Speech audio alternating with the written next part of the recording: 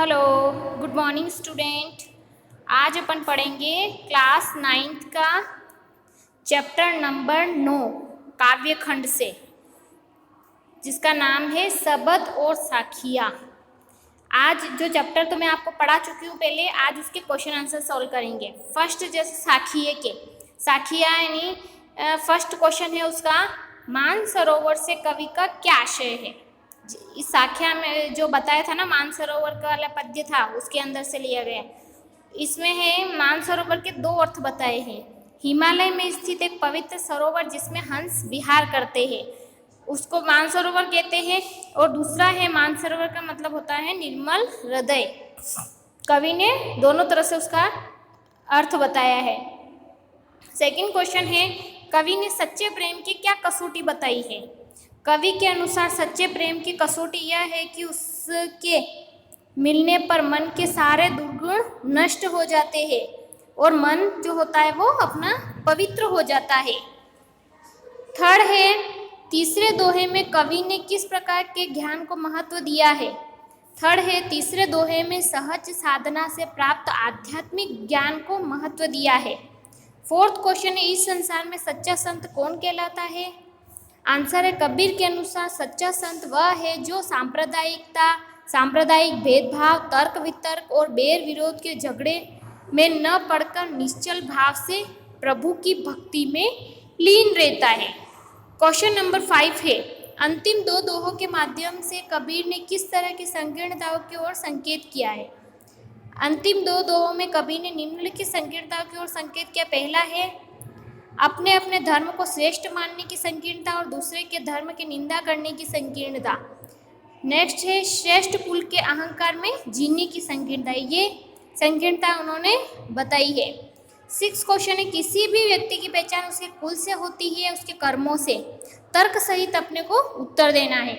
यानी किसी भी व्यक्ति की पहचान उसके कर्मों से होती है, न कि श्रेष्ठ कुल से।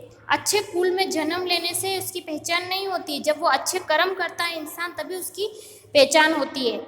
आज तक हजारों श्रेष्ठ कुल में जन्म लेने वाले आए और चले गए, किंतु लोग जिन्हें जानते हैं वे हैं राम, कृष्ण, बुद्ध, महावीर आदि। इन्हें इसलिए जाना गया क्योंकि ये केवल कुल से श्रेष्ठ नहीं थे, बल्कि उन्होंने श्रेष्ठ कर्म किए। इसके विपरीत कबीर, सूर, तुलसी बहुत सामान्य घरों से थे। इन्हें बचपन में ठोकरें भी खानी पड़ी, किंतु फिर भी वे अपने श्रेष्ठ कर्मों के कारण संसार भर में प्रसिद्ध हो गए। इसलिए हम कह सकते हैं कि महत्व ऊंचे श्रेष्ठ गुणों का होता है, कुल का नहीं। काव्य सौंदर्य आपको स्पष्ट करना है कि हस्ती चढ़िए ज्ञान को सहज दुलीचा डारी, स्वान रूप संसार है भूकन दे चक मारी। इस साखी में कवि ने सहज साधना द्वारा ज्ञान प्राप्त करने वाले संतों का एक सजीव शब्द चित्र सा उपस्थित कर दिया है। सहज साधक मस्ती से ज्ञान रूपी हाथी पर चढ़े हुए जा रहे हैं और संसार भर के कुत्ते रूपी निंदक और आलोचक भौंक भौंक कर जग मार रहे हैं, किंतु वे हाथी का कुछ बिगाड़ नहीं पा रहे हैं। कवि ने इस साखी द्वारा अपने निंदकों पर चुभने वाला व्यंग्य किया है। नेक्स्ट है, शब्द से अपन पढ़ेंगे क्वेश्चन नंबर 8। मनुष्य ईश्वर को कहाँ कहाँ ढूंढता फिरता है। आंसर है, मनुष्य ईश्वर को मंदिर, मस्जिद, काबा, कैलाश, योग, वैराग्य तथा विविध पूजा पद्धतियों में ढूंढता फिरता है। कोई अपने देवता के मंदिर में जाता है, कोई मस्जिद में जाता है, तो कोई उसे अपने तीर्थ स्थानों में खोजता है। कोई योग वैराग्य या संन्यास में परमात्मा को ढूंढता है, तो कोई अन्य किसी साधन पद्धति के द्वारा ईश्वर को खोजता है। क्वेश्चन नंबर 9 है, कबीर ने ईश्वर प्राप्ति के लिए किन प्रचलित विश्वासों का खंडन किया है। कबीर ने ईश्वर प्राप्ति के लिए प्रचलित अनेक विश्वासों का खंडन किया है। उनके अनुसार ईश्वर न मंदिर में, न मस्जिद में, न काबा में है, न कैलाश, न आदि तीर्थों में वह न कर्म कांड करने से मिलता है, न योग साधना से और न वैरागी बनने से। ईश्वर प्राप्ति के लिए केवल सच्ची लगन की आवश्यकता होती है। क्वेश्चन नंबर 10 है, कबीर ने ईश्वर को सब श्वासों के श्वास में क्यों कहा है। कबीर के अनुसार ईश्वर कण कण में व्याप्त है, सांस सांस में समाया हुआ है, वह हर मनुष्य के हृदय में विराजमान है।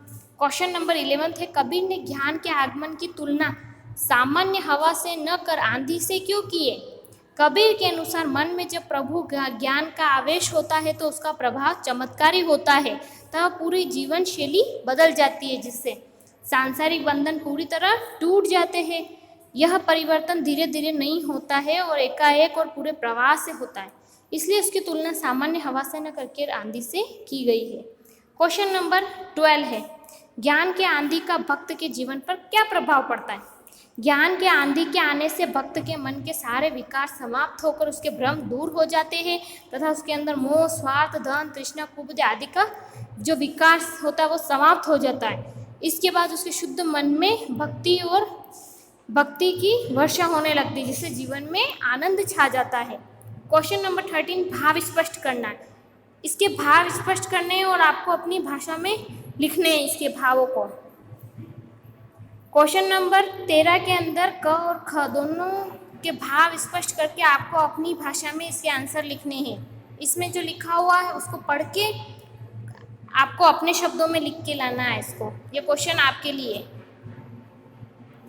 कब संकलित व्याख्या और पदों के आधार पर कबीर के धार्मिक और सांप्रदायिक सद्भावी संबंधों पर प्रकाश डालनी है आप। कबीर ने अपनी साखी और पदों में कहा है कि मनुष्य को तर्क वितर्क और आग्रह से दूर रहना चाहिए, धार्मिक भेदभाव त्याग देना चाहिए। उनकी स्पष्ट मान्यता थी कि जो निष्पक्ष होकर हरि का ध्यान करता है वही ज्ञानी संत कहलाता है। कबीर के अनुसार ईश्वर की खोज में इधर उधर भटकना व्यर्थ है, वह तो मनुष्य के हृदय में ही रहता है। अपने अज्ञान के कारण मनुष्य भ्रम में रहता है। क्वेश्चन नंबर 15 है, निम्नलिखित शब्दों के तत्सम रूप लिखने हैं आपको। पखा पखी यानी पक्ष विपक्ष, अनत यानी अन्यंत्र, जोग यानी योग, जुगति यानी युक्ति, बैराग यानी वैराग्य और निरपक्ष यानी निष्पक्ष। इसमें कबीर की साखियों को याद कर ये क्वेश्चन आप कबीर की कम से कम आज आपको 5 साखियाँ याद होनी चाहिए। आपका होमवर्क यही है कि आप कबीर की 5 साखियाँ याद करेंगे और उसके भावार्थ को अपनी कॉपी में लिख के लाएंगे। Thank you.